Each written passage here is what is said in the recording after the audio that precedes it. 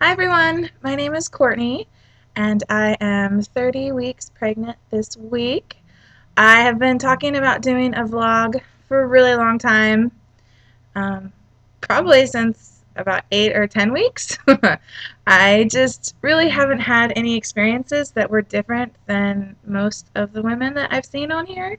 But all of their vlogs have been wonderful and I've found so much information and it's been really great.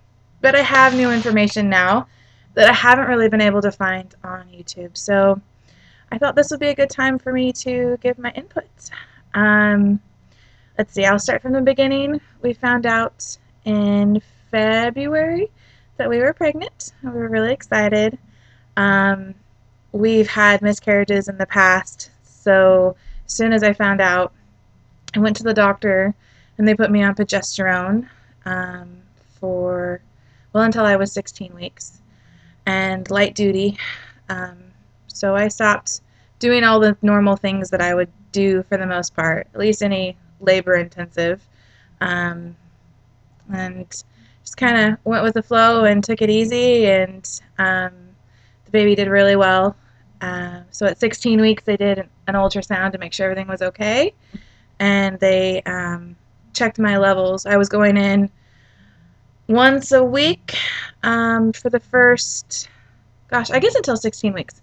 Once a week to have my hormone levels checked to make sure they were rising. And they continued to get bigger and bigger and bigger. It was pretty neat to watch.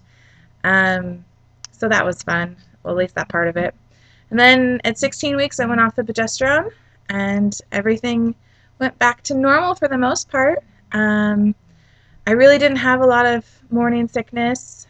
I was really tired, but besides that, I did really well in comparison to other people that I know and my friends who were really sick through the entire pregnancy.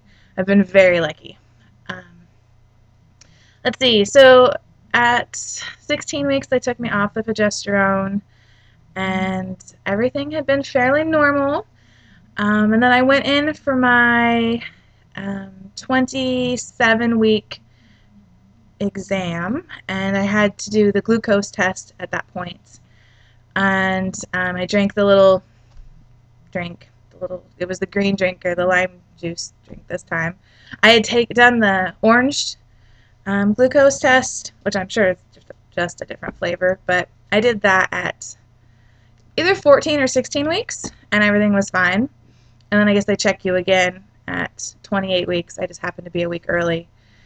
And my glucose levels were high, so I had to go back in last week, and they said I was going to do a 4-hour glucose test, but it ended up being only an hour. I fasted from 10 o'clock the night before until 10 a.m. the next day. Went in and they drew my blood. I hung out for about an hour or so, and then one of the lab techs came and told me that my my blood levels, sugar levels, were really high, and I needed to meet with a diabetic nurse. So that was interesting. So I went and met with a diabetic nurse, and my fasting level was 186, I believe. So they had me start checking my blood sugars 4 times a day. I don't know. It's really not that big of a deal. I have this little meter, and just prick my finger, and then I write down everything I eat. They put me on a low-carb diet, which was a dramatic change for me because I'm a vegetarian. So I eat lots of fruit and vegetables, but I also eat lots of carbs. I ate a lot of carbs, or I ate a lot of carbs. Now I eat I eat very little carbs.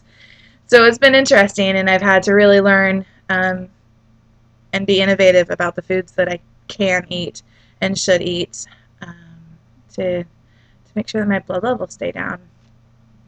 So I did that for a week, about a week, and I had to report my numbers. I report my numbers every Friday and Monday.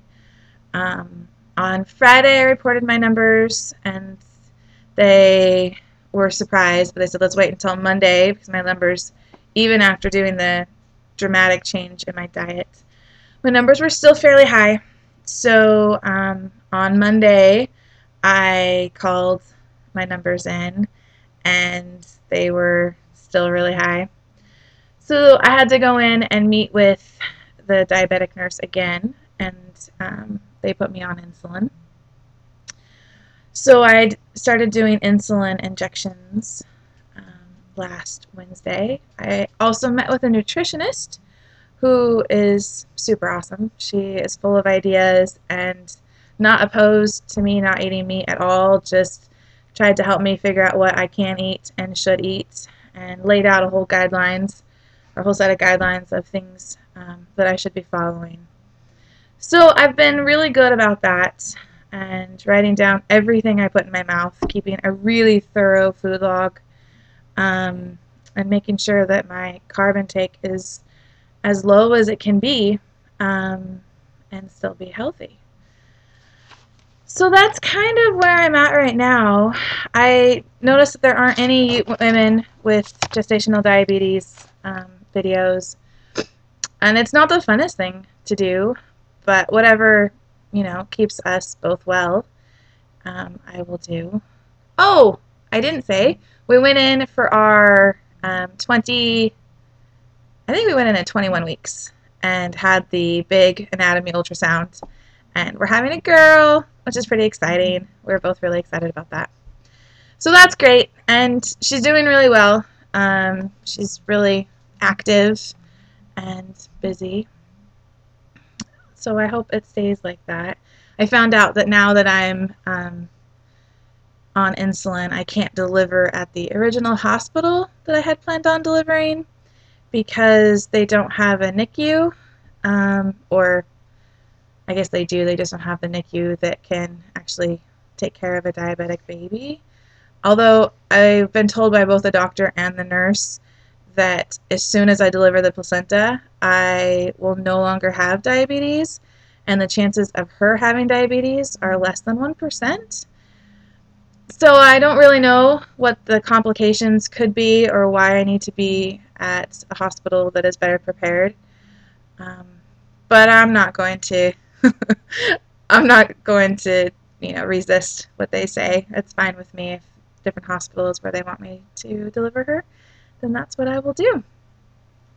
I will keep doing videos. I'm going to try and do them once a week and keep everyone updated, especially my family, with what's going on.